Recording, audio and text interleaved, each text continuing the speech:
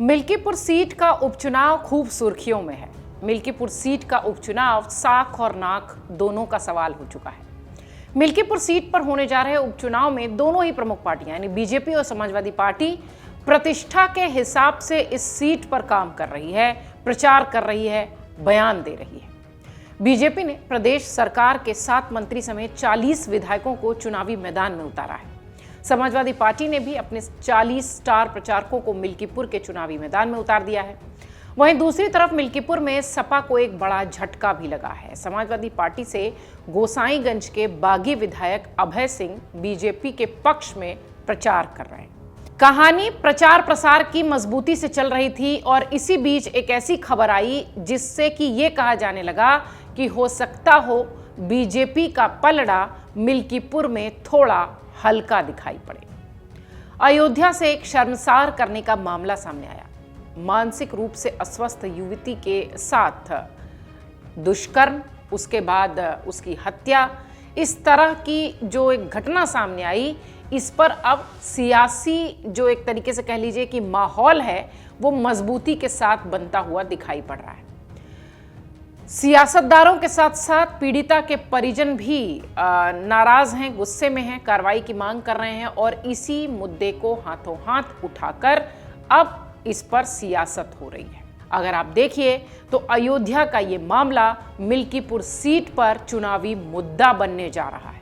इस पूरे मामले में सियासत तेजी से शुरू हो चुकी है।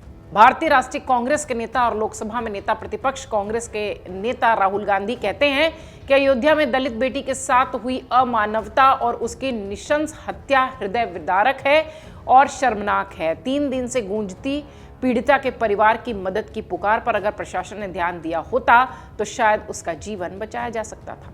सोशल मीडिया पोस्ट में उन्होंने कहा कि एक और बेटी के जीवन का इस घिनौने अपराध से अंत हो गया। आखिर कब तक कितने परिवारों को इस तरह रोना तड़पना पड़ेगा। बहुजन विरोधी बीजेपी राज्य में, खासकर उत्तर प्रदेश में दलितों पर घृणित अत्याचार, अन्याय और हत्या बेलगाम बढ़ती जा रही है। राहुल अपनी पोस्ट में कहते हैं कि उत्तर प्रदेश सरकार इस अपराध की तुरंत जांच कर दोषियों को कड़ी से कड़ी सजा दिलवाने के साथ जिम्मेदार पुलिसकर्मियों पर सख्त कार्रवाई करे और कृपया करके पीड़ित परिवार को हमेशा की तरह प्रताड़ित न करे। देश की बेटियां और पूरा दलित समाज न्याय के लिए आपकी ओर देख रहा है।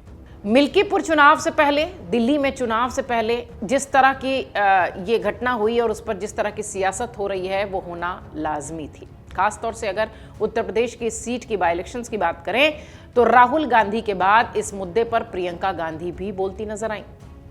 प्रियंका ने कहा कि अयोध्या में भागवत कथा सुनने गई एक दलित युवती के साथ जिस तरह की बर्बरता हुई, उसे सुनकर किसी भी इंसान की रूह कांप जाए। ऐसी क्रूर घटनाएं समूची मानवता को शर्मसार करती हैं।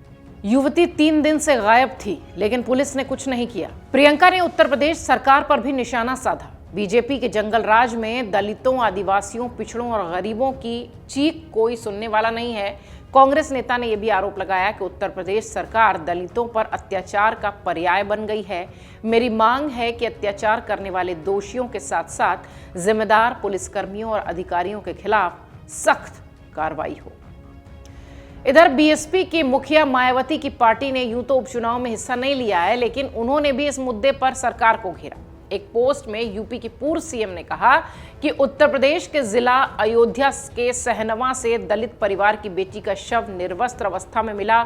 उसकी दोनों आंखें फोड़ी गई थी। अमानवीय व्यवहार उसके साथ हुआ था। ये बेहद दुखद है, अति गंभीर है। सरकार सख्त कदम उठाए ताकि ऐसी घटना की पुनरावृत्ति ना हो।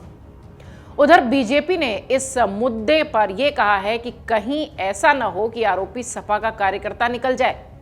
राज्यसभा सांसद दिनेश शर्मा कहते हैं कि अयोध्या की घटना पर कहीं ऐसा न हो कि समाजवादी पार्टी का कोई कार्यकर्ता इस घटना में शामिल निकले और इसी वजह से अवधेश जी आंसू भी बहा रहे हैं। जो भी दोषी है उसे कड़ी से कड़ी सजा मिलेगी। अगर आप देखिए तो एक के बाद एक जो ये सारे बयान आ रहे हैं उन्हें एक कड़ी के तौर पर अगर जोड़कर देखा जाए तो राजनीतिक विश्लेषक ऐसा मानते हैं कि मिल्कीपुर सीट पर जिस तरीके से उपचुनाव होना है, उस सीट पर जिस तरीके से इस तरह के मुद्दे हावी होते हुए दिखाई पड़ रहे हैं, ऐसा लगता है कि ये दलित बच्ची के साथ इस दुर्व्यवहार का जो ये मुद्दा था, ये मिल्कीपुर के चुनाव में पकड़ के साथ नजर आएगा।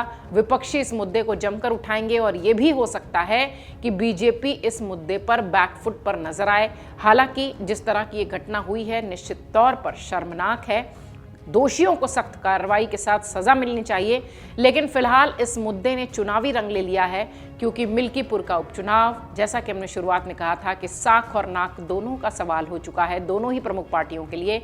इसलिए निश्चित तौर पर यह मुद्दा चुनावी मुद्दा बन रहा है। अमर उजाला जीवांजलि के सारथी की मदद लें और महाकुंभ में स्नान जरूर करें।